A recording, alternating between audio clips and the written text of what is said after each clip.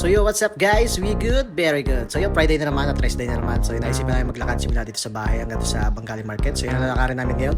9.6 kilometer yun. Subukan natin maglakad, makapunta doon at pabalik din mamaya. At bibili lang tayo doon. Bibili tayo ng mga gulay-gulay. Bibili tayo ng mga isda, karne. Pwede natin bilhin. So yun, ang Bengali Market nga pala ay matatagpuan din dito sa Jinaya Industrial City. So yun. Let's go! Lakad-lakad din. Dahil yung mga nakaraang vlog natin, puro kain tayo eh.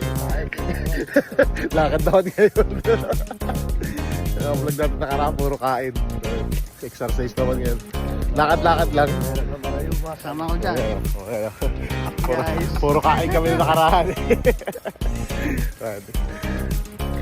Ganda na ulit pag-drama sa Bengali Market. Let's go! Good, very good.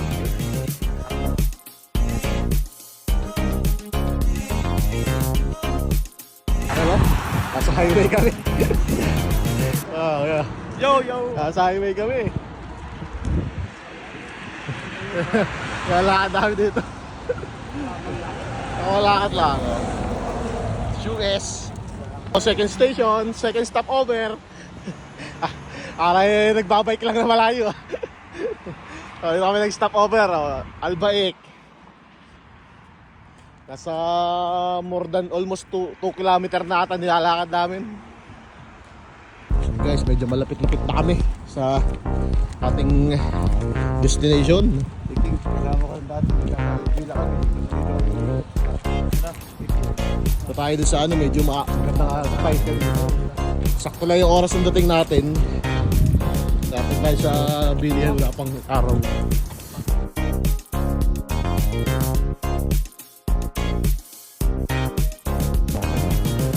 Ayan, mga bilya-bilya na to ng mga company, mga industrial bilya. Bilya namin dati malapit lang dito sa area na to. Kaya kung makikita kayo, mamaya konti, may makakasalubong na tayo, may mga labit na plastic. Yung makagaling din ng Bengali Market yun ngayon.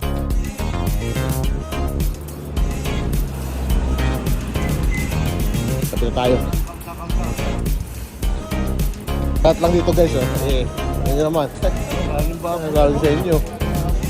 Kalat ng mga gulay.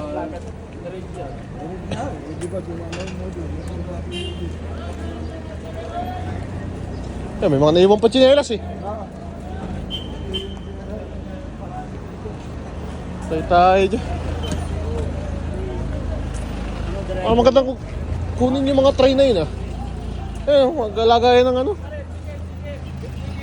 Wala.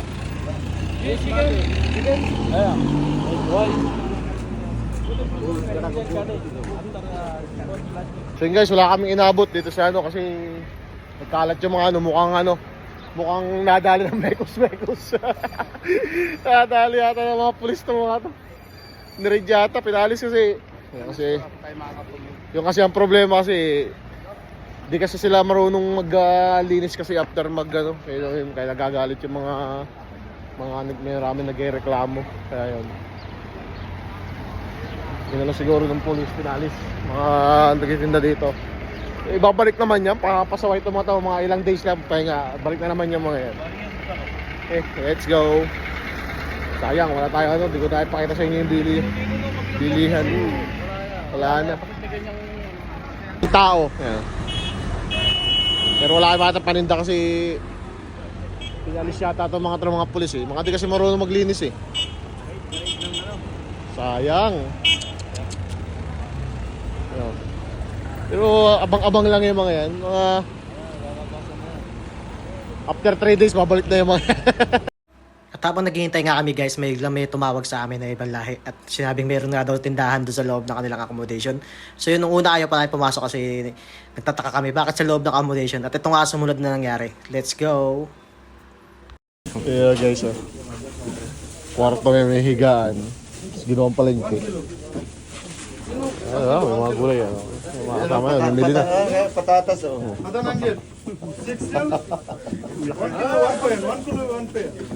Pagtawaran nyo isa. Kwarto yan, tapos ginawang palengke. Kamaya pagkatapos mamili, sabay tulog sila.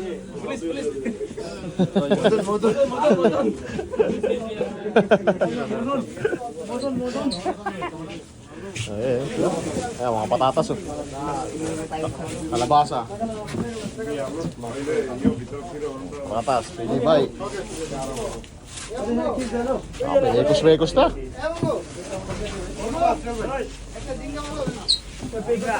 Pinekos-mekos na, insan. Grabe na yan. Grabe na yan, insan.